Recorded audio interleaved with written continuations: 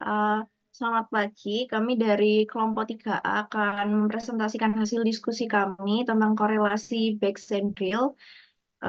Perkenalkan saya Priscilia Keisha dengan NIM 2219 1080 1059.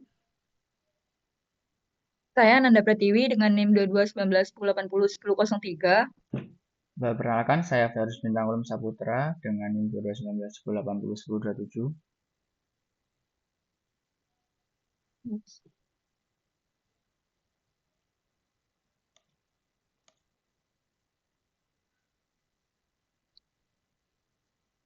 Yang pertama ada pengembangan metode. Dalam penelitian Bayes and Drill ini, mereka mengembangkan korelasi untuk memahami aliran dua fase dalam pipa miring. Korelasi ini itu melibatkan eksperimen yang mencakup berbagai sudut kemiringan, laju aliran, dan komposisi fase untuk memahami pola aliran yang berbeda. Korelasi yang dikembangkan ini bertujuan untuk mengatasi tantangan prediksi pressure drop yang sangat bergantung pada sudut kemiringan dan sifat fisik aliran. Next.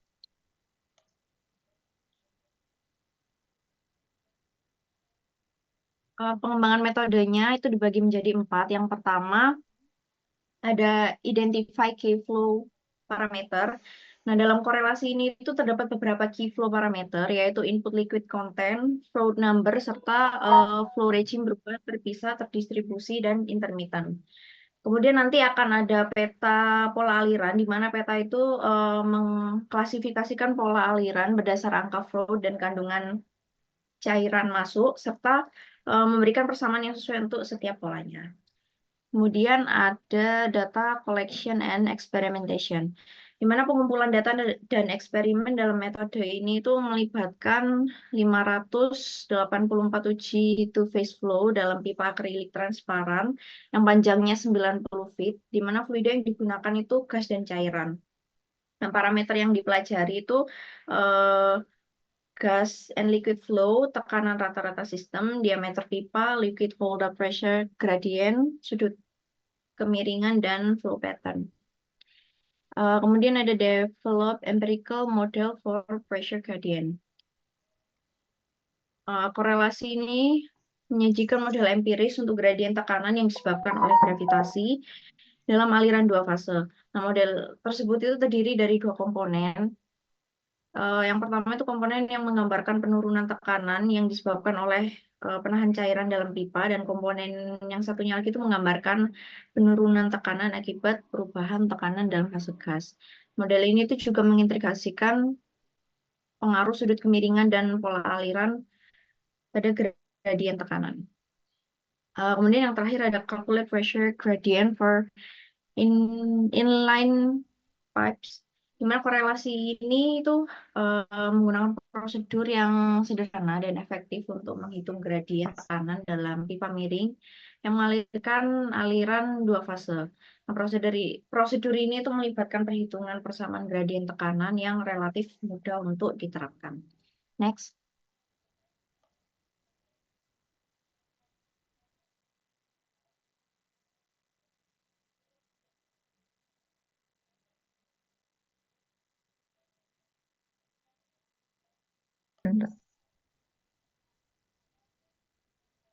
Asumsi aliran dua fase. Korelasi ini didasarkan pada studi aliran dua fase minyak dan gas di pipa miring dengan berbagai sudut. Karena karakteristik fisik keduanya berbeda, keduanya memiliki pola aliran yang unik ketika mengalir bersama. Korelasi ini dirancang untuk memahami bagaimana minyak dan gas berinteraksi dalam pipa dengan sudut tertentu. Di dalam gambar terlihat segregated flow. Segregated flow pada aliran ini minyak dan gas terbentuk dalam dua lapisan yang stabil, dengan gas di bagian bawah dan di bagian atas pipa, dan minyak di bawah. Tidak ada interaksi yang kuat antara kedua fase karena alirannya cenderung tenang. Wavy flow, ketika kecepatan aliran meningkat, gelombang mulai terbentuk di permukaan minyak dan berada di bawah gas. Gelombang ini menandakan adanya energi kinetik yang cukup untuk mengganggu antarmuka kedua fase ini. tapi tidak cukup kuat untuk mencampurkan keduanya. Yang anular flow ini gasnya mengalir melalui inti pipa dan dikelilingi oleh cincin atau lapisan minyak yang mengalir di dinding pipa. Aliran anular terjadi pada kecepatan gas yang lebih tinggi, di mana gas ini cukup kuat untuk menjaga minyak tetap berada di pinggiran pipanya. Yang intermittent flow ini plug flow. Pada aliran ini gas mulai membentuk gelombang panjang atau plug yang dipisahkan oleh segmen minyak. Gelombang gas ini bergerak di sepanjang pipa dengan interval tertentu dengan kecepatan aliran gas yang tidak terlalu tinggi. Pada slug flow mirip dengan plug flow, tapi ukuran gelembung gasnya ini lebih besar sehingga fase cair dan gas ini benar-benar saling bergantian dalam segmen yang lebih panjang. Aliran slug ini menimbulkan tekanan besar pada dinding pipa karena perubahan tekanan mendadak saat slug gas atau minyak lewat. Ada distributed flow, ini ada bubble sama mist. Bubble ini aliran gas ini gelembungnya kecil yang tersebar dalam minyak. Aliran ini terjadi ketika kecepatan gas rendah dan minyak membentuk fase kontinu. Untuk yang mist ini kecepatan gasnya ini dilihat sangat tinggi, minyaknya ini tersebar sebagai butiran dan kabut dalam fase gas. Untuk flow pattern map horizontal flow, ini diagram ini menunjukkan berbagai pola aliran berdasarkan kecepatan aliran minyak dan gas serta kondisi pipa seperti diameter dan tekanan. Dalam pattern map ini untuk aliran horizontal, seperti horizontal biasanya menggambarkan laju aliran gas, sementara sumbu vertikal ini menunjukkan laju aliran minyak. Diagram ini membagi area ke dalam zona-zona yang menunjukkan jenis pola aliran seperti stratified, slug and flow, dan annular mist. Next.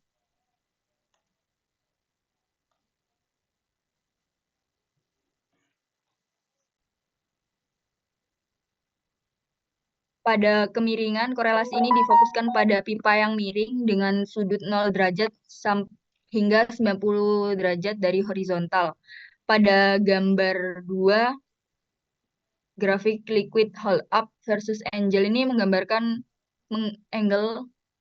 fraksi cairan yang tertahan dalam pipa.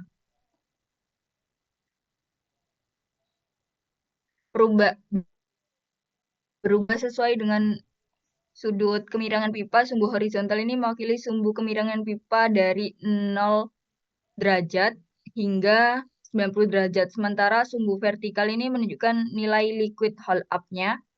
Pada sudut rendah, nilai liquid hold up ini cenderung tinggi karena gravitasi menyebabkan cairan menumpuk di bagian bawah pipa sehingga cairan lebih sulit mengalir dan tertahan dalam volume yang lebih besar. Dan ketika sudut kemiringannya ini mulai meningkat ke tingkat tengah, liquid hold up mulai berkurang karena aliran minyak dan gas menjadi lebih selaras dalam arah pipa yang membuat cairan lebih mudah terdorong bersama gas. Dan pada sudut yang mendekati vertikal 90 derajat, liquid hold up turun lebih drastis karena gas yang bergerak ini ke atas dengan kecepatan yang mendorong cairan sehingga fraksi cairan ini tertahan semakin kecil dan cairan ini lebih terdistribusi dalam aliran gas. Grafik ini berguna untuk saat pendesainan pipa dan menghindari penumpukan cairan yang nggak diinginkan dalam sudut tertentu. Untuk yang gambar 3 ini, grafik insulation correction factor versus angle yang menunjukkan perubahan faktor koreksi aliran gas dalam pipa miring sesuai sudut kemiringan dan kandungan cairan. Dalam gambar 3 ini digunakan untuk menyesuaikan perhitungan aliran 2 fase dalam pipa yang miring. Faktor koreksi ini penting untuk memperhitungkan efek perubahan sudut kemiringan pada distribusi cairan gas akibat pengaruh gravitasi yang berbeda-beda.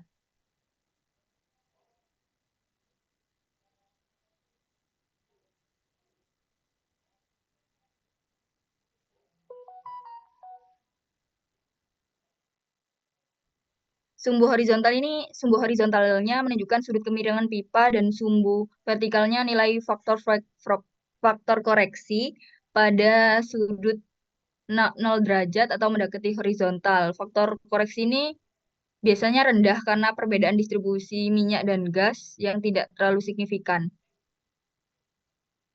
Pada sudut yang mendekati 90 derajat, faktor koreksi mencapai nilai tertingginya karena distribusi minyak dan gas ini berbeda. Gas cenderung naik lebih mudah, sementara cairan tertahan lebih banyak yang memerlukan koreksi tambahan agar aliran dua fase tetap seimbang. Next.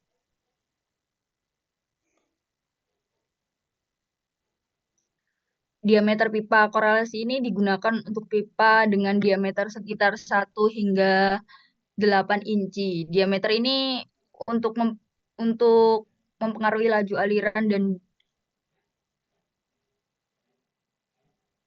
aliran fluida di dalamnya. Pipa yang lebih besar atau yang lebih kecil dari rentang ini mungkin memerlukan koreksi atau penyesuaian lebih lanjut karena aliran dua fase dalam pipa bisa berbeda bergantung dengan diameternya. Diameter ini juga memiliki dampak pada kecepatan kedua fluida pada pola distribusi fase. Tempat ini tekanan korelasi ini lebih cocok untuk tekanan sedang di mana perubahan fase antar minyak dan gas ini bisa stabil, yang artinya ini perbedaan fase atau campuran antar keduanya ini perlu dipertahankan lebih konsisten. Tekanan yang terlalu tinggi atau rendah bisa menyebabkan perubahan pada pola aliran atau bahkan memicu terjadinya kondensasi atau penguapan pada salah satu fase yang akan membuat korelasi ini kurang akurat. Next.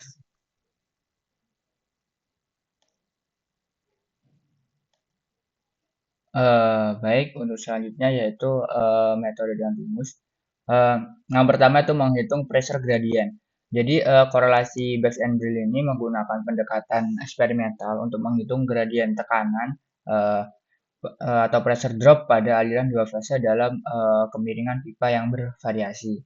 Jadi rumus ini tuh menghitung variasi tekanan yang dipengaruhi oleh faktor-faktor seperti kecepatan aliran, sudut kemiringan, dan rasio gas air.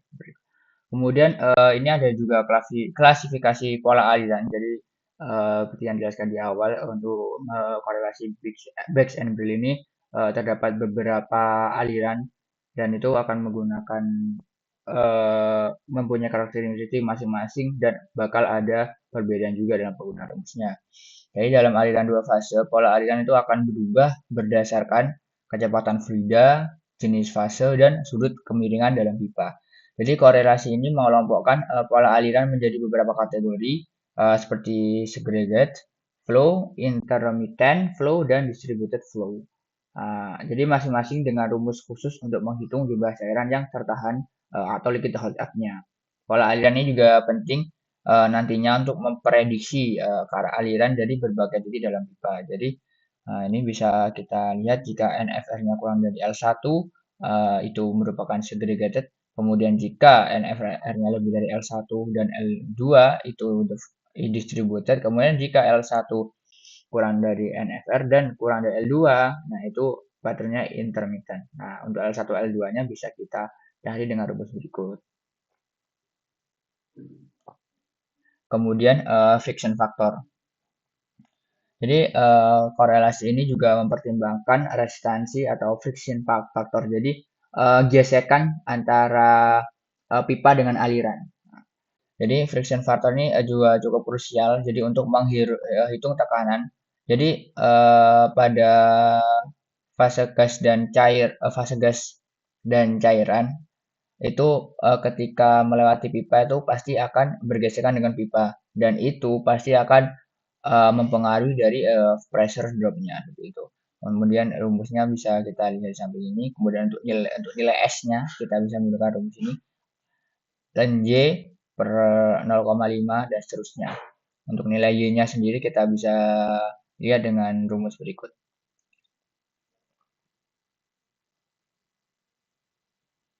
Nah, berikut juga merupakan equation of prediction liquid hold up. Jadi yang dikatakan di awal tadi, untuk setiap aliran itu bakal mempunyai persamaan yang sedikit berbeda. Karena karakteristiknya kan berbeda-beda, jadi ada pengembangan rumusnya. Untuk yang segregated, kita untuk mencari HM-nya, kita buka rumus berikut. Nah, untuk C min dan C plus. Nah, jadi untuk C min dan C plus ini itu digunakan untuk menggambarkan koefisien dalam korelasi yang dipakai untuk menghitung. Jadi ini kita menghitung dari efek perbedaan densitas dalam dua aliran. Nah, ini kita menghitung. Jadi nilai C plus ini untuk merepresentasikan faktor korektif untuk aliran yang orientasinya lebih positif atau mendatar, sementara C plus yang orientasinya vertikal. Nah, jadi kedua ini dicari itu untuk menyesuaikan eksperimen prediksi kita itu mendekati atau enggak dengan hasil yang diamati seperti itu. Jadi kita cari C min sama C plusnya, nanti dibandingkan. Kemudian ini untuk intermittent, nah, C min dan C plusnya juga bisa kita lihat. Untuk HL-nya juga berbeda dari yang sebelumnya. Kemudian ini untuk yang distributed. Nah, untuk distributed ini C min-nya ini dan untuk C plusnya itu sama dengan 0. Kemudian untuk kelebihan dari korelasinya sendiri. Yang pertama itu fleksibilitas dalam berbagai kondisi. Jadi korelasi ini diuji pada berbagai sudut kemiringan dan variasi kecepatan aliran. Jadi membuat korelasi ini bisa digunakan di berbagai lapangan atau berbagai sumur karena dia sudah bisa dengan berbagai sudut kemiringan dan berbagai variasi kecepatan aliran. Kemudian akurasi tinggi untuk aliran dua fase. Jadi korelasi ini tuh menunjukkan tingkat error lebih rendah dibandingkan korelasi umum yang tidak mempertimbangkan faktor-faktor khusus dua fase, sehingga mampu memberikan hasil prediksi yang lebih akurat dan mendekati kondisi aktual di lapangan. Nah, kemudian untuk kekurangannya sendiri, akurasi terbatas pada kondisi tertentu. Korelasi Bayes and Berlin dirancang berdasarkan eksperimen dengan kondisi tertentu, terutama pada kecepatan viskositas dan sudut kemiringan tertentu, yaitu sudut kemiringannya 0 sampai 90 derajat. Kemudian untuk rentang terhadap perubahan parameter operasi. Jadi korelasi ini menunjukkan tingkat error lebih rendah dibandingkan korelasi umum yang tidak mempertimbangkan faktor-faktor khusus dua fase, sehingga mampu memberikan prediksi yang lebih akurat dan mendekati kondisi aktual lapangan. Kemudian ketika kurang mempertimbangkan efek interaksi fasa dengan material pipa. Jadi misal untuk pipa dengan pelapis khusus atau dengan sifat thermal unik, hasil korelasinya bisa meleset dari yang diharapkan. Beda dengan beberapa korelasi lain yang memasukkan lebih banyak faktor material. Nah, mungkin secara keseluruhan itu dapat kita simpulkan ya bahwa korelasi Bayes and Berlin ini ideal untuk sumur dengan pipa miring, aliran dua fase, minyak gas atau air gas, serta tekanan dan suhu yang tidak ekstrim. Jadi metode ini cocok pada sumur dengan profil area seperti bubble flow dan atau slug flow, sehingga paling optimal untuk lapangan minyak dan gas konvensional yang tidak memiliki kondisi aliran kompleks seperti tiga fase atau water cut yang tinggi.